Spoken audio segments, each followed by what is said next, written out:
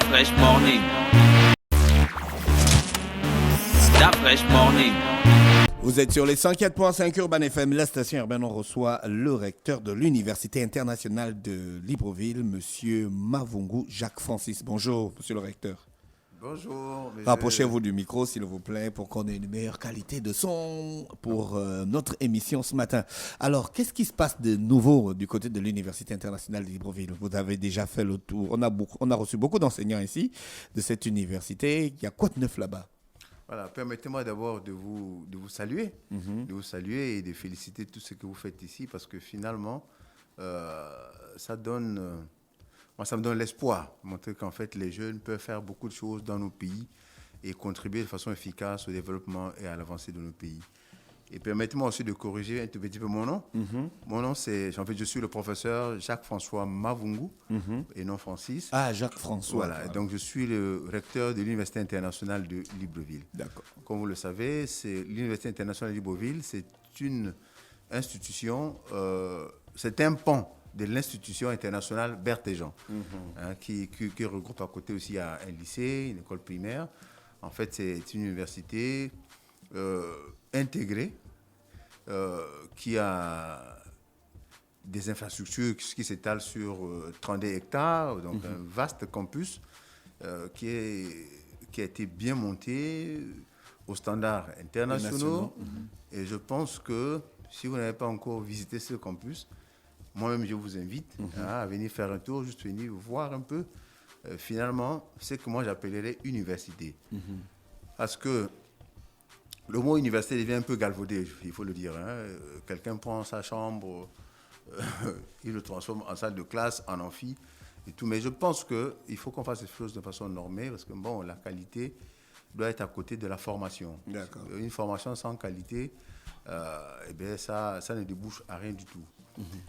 Donc, du côté de l'université, comme vous le savez, je pense que c'est une université comme une université qui forme des jeunes, c'est-à-dire qui reçoivent des jeunes étudiants, des jeunes bacheliers, qui s'intègrent dans le système de formation, qui s'appuient chez nous sur le système LMD, donc licence, master, doctorat.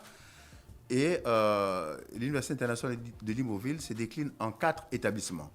Il y a la faculté de droit des sciences politiques, il y a l'Institut l'Institut supérieur de gestion et d'économie appliquée, il y a aussi l'école polytechnique de Libreville, et il y a enfin l'Institut de recherche biomédicale, donc IRBK, Institut Karl Kabangoy.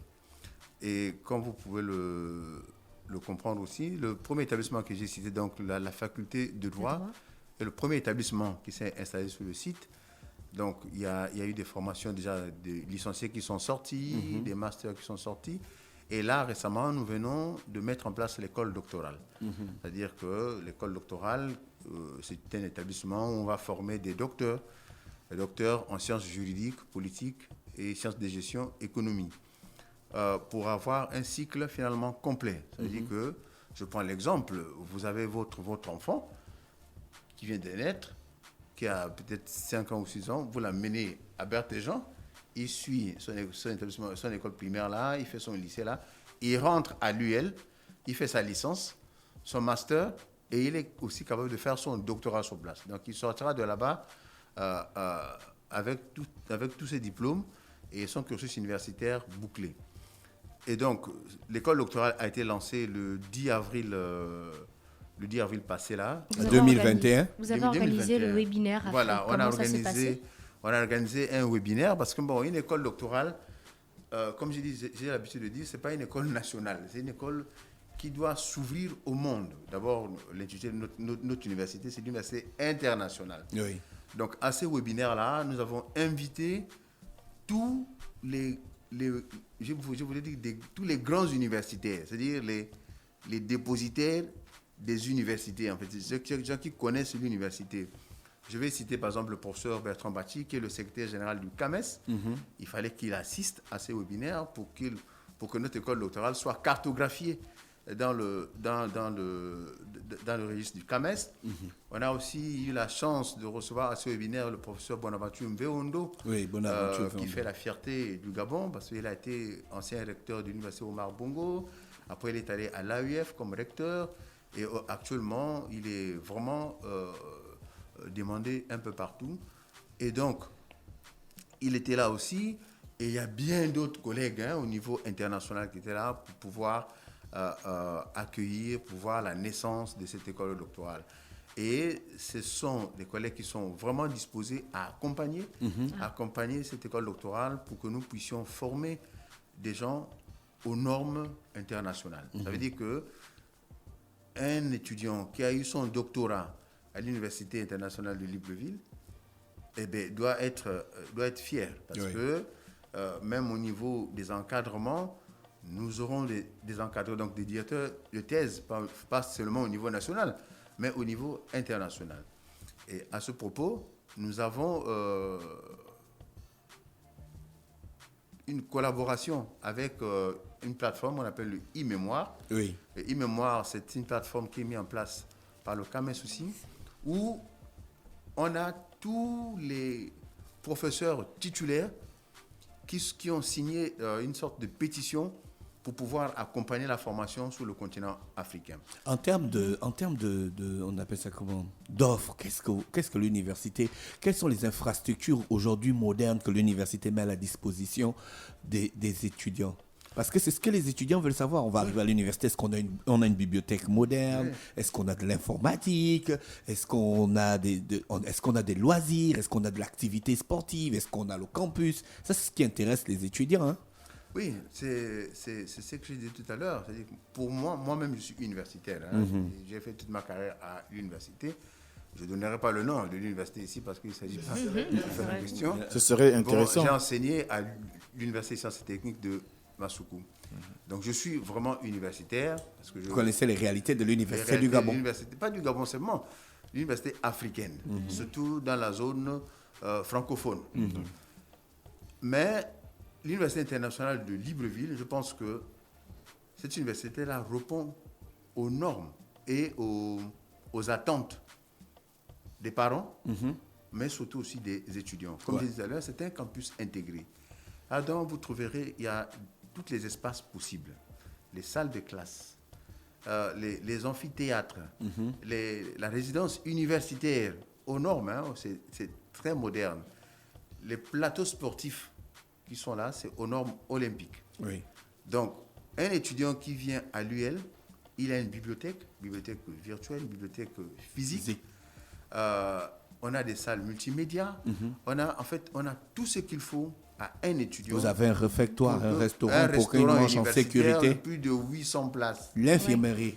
L'infirmerie qui est quasiment aux normes hospitalières, en fait. La qualité des enseignants, c'est le plus important. Vous voyez bien que l'UL ne recrute pas des enseignants, comment je peux dire, on les recrute à la base de leurs compétences, mais nous gardons aussi l'esprit d'ouverture. C'est-à-dire que nous utilisons des collègues qui sont dans les universités au niveau national, mais aussi au niveau international, parce qu'à l'université, il y a aussi la notion de la spécialité. Donc, on va aller chercher les meilleurs dans la spécialité où ils se trouvent pour qu'ils viennent former sur place. Vous avez parlé de facultés de droit, gestion, politique, technique, biomédicale. Vous n'avez pas de formation TIC? Une formation TIC, exactement. C'est, comme je disais tout à l'heure, il y a l'école polytechnique. L'école polytechnique, et d'abord récemment, il y a même lundi, là, on va lancer une formation avec Huawei. Vous connaissez le grand dans le domaine. Huawei a fait une convention avec nous. Donc, nous sommes une plateforme de formation pour Huawei. Lundi, là, on commence la formation dans ce sens. Les NTIC sont développés au niveau de l'école polytechnique. Parce qu'aujourd'hui, comme vous voyez bien que le monde est en train de basculer de façon progressive, mais de façon aussi définitive vers le numérique. On ne peut plus dire à un étudiant de venir s'asseoir du matin au soir à copier les cours comme nous le faisions. C'est-à-dire que les enseignements aujourd'hui sont sur les plateformes. Même l'enseignant que je suis aujourd'hui, je ne peux plus m'aventurer à faire le cours comme je le faisais avant. Puisque l'étudiant retrouve le même cours, peut-être le meilleur cours que toi sur la plateforme. Donc, les NTIC chez nous, c'est une question central en fait. Donc on le développe, mais il y a des formations qui sont en place. Voilà pourquoi on s'appuie sur Huawei pour nous accompagner dans cette dynamique-là. Donc, les intervenants du webinaire Afrique vont suivre les doctorants de l'UL. Bien sûr, bien sûr. Les intervenants du webinaire qu'on a eu à faire, mais aussi, il y a d'autres collègues qui n'étaient pas là, mais qui sont sur la plateforme répertoriée par le CAMES, qui sont à la disposition des doctorants de l'UL. Quels sont les mécanismes que vous mettez en place afin d'atteindre l'excellence dans votre université? Mais l'excellence, chers collègues, je peux dire chers collègues, l'excellence, c'est quoi? C'est le suivi au quotidien, c'est la rigueur, c'est des règles mises en place en fait. Aujourd'hui, un étudiant qui vient à l'UL, il a un package, des chartes. Comment se comporter au sein de l'université, comment se comporter au campus universitaire, comment gérer son temps, et nous faisons aussi des formations en développement humain, parce que bon, tout ne s'apprend pas dans une salle de classe. Bien sûr. Nous faisons des conférences pour aider ces enfants-là à être éveillés. Et donc, la rigueur, chez nous, est de mise. Vous voyez bien que l'université est dans une barrière aussi haute. Donc, il y a des heures d'entrée, des heures de sortie. Tout est réglementé, mais à la règle, en fait. C'est un peu comme, je dirais, le couvent. Mais c'est au bénéfice de nos étudiants, parce que nous voulons former des cadres de haut niveau qui pourront prendre des parts actives dans la société que nous vivons, en fait. D'accord. Les étudiants qui sont aujourd'hui au sein de votre université, est-ce qu'on peut dire qu'ils sont des gens qui sont réellement prêts à affronter, par exemple, le marché local, en termes de compétitivité? Bien sûr. C'est-à-dire, il faut peut-être partir aussi des offres de formation de l'UL. Mm-hmm.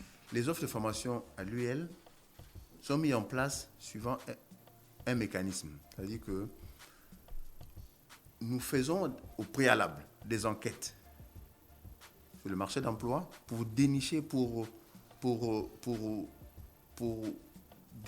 comprendre quels sont les besoins qui s'expriment dans la société, en fait, dans les bassins d'emploi. D'accord. Et nous discutons avec les acteurs socio-économiques, socio-professionnels, de façon continue.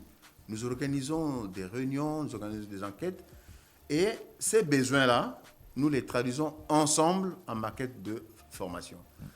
Ce qui fait que ces formations sont en adéquation avec la demande qui s'exprime sur le marché d'emploi. Ce qui fait que les étudiants, quand ils sortent, eh bien, je pense qu'ils savent où est-ce qu'ils vont aller travailler. Le taux d'insertion aujourd'hui à l'UL est à 100%. C'est-à-dire tous les étudiants qui sortent avec leur master à l'UL, ils sont tout de suite appelés sur le marché de l'emploi. Et c'est là où on appelle, du moins c'est ce qu'ils appellent maintenant la question de comment faire pour intégrer l'Université internationale de Libreville.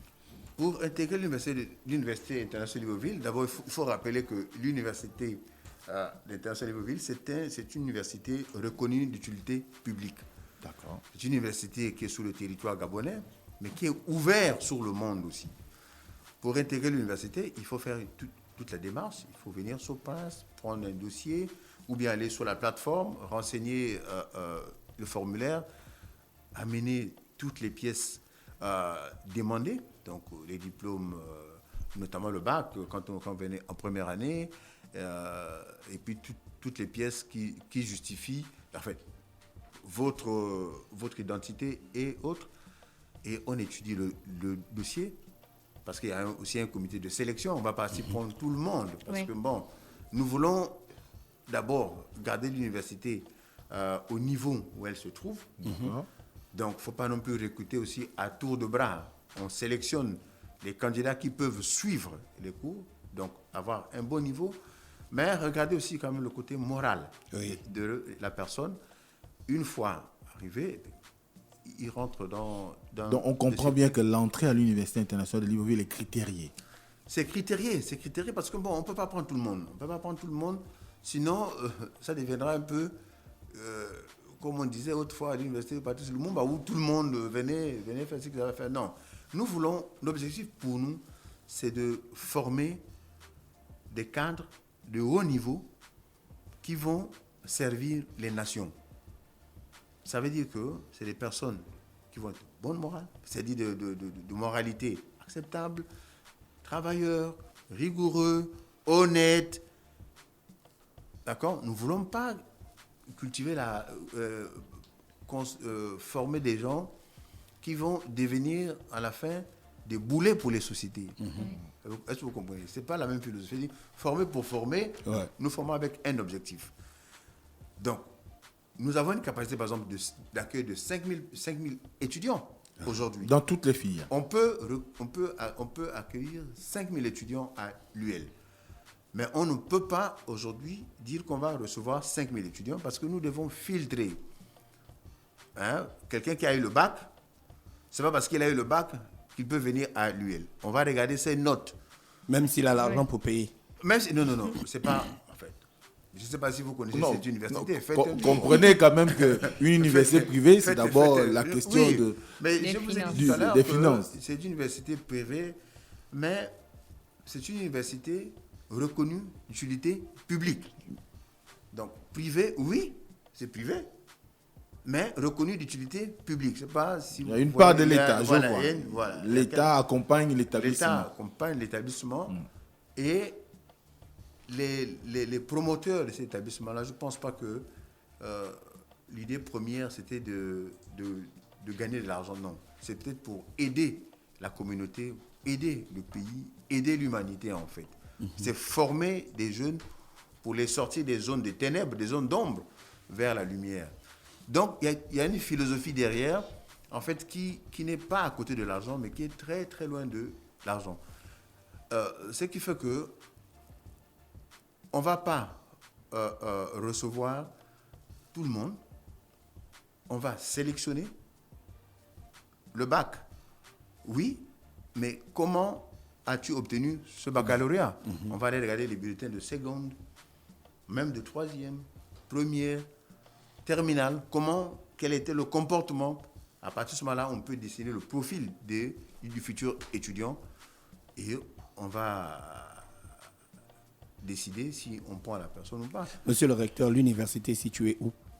L'université est située à 23 km de Libreville. Donc du PK0 là jusqu'à l'UL, c'est 23 km. Mais aujourd'hui, l'UL est maintenant dans la périphérie de Libreville. D'accord, dans le Grand Libreville. Voilà, le Grand Libreville, puisque la route est maintenant très praticable. C'est-à-dire, moi j'ai déjà évalué, je pars du PK0 à l'UL quand il n'y a pas la grande circulation.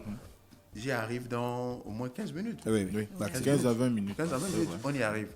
Donc la route est bonne et je pense que cette position, pour nous aussi, elle est stratégique parce que ça nous met à l'abri des tourments de la grande ville. Les étudiants sont Est-ce que tous les étudiants qui sont actuellement au niveau de l'université sont résidents au campus ?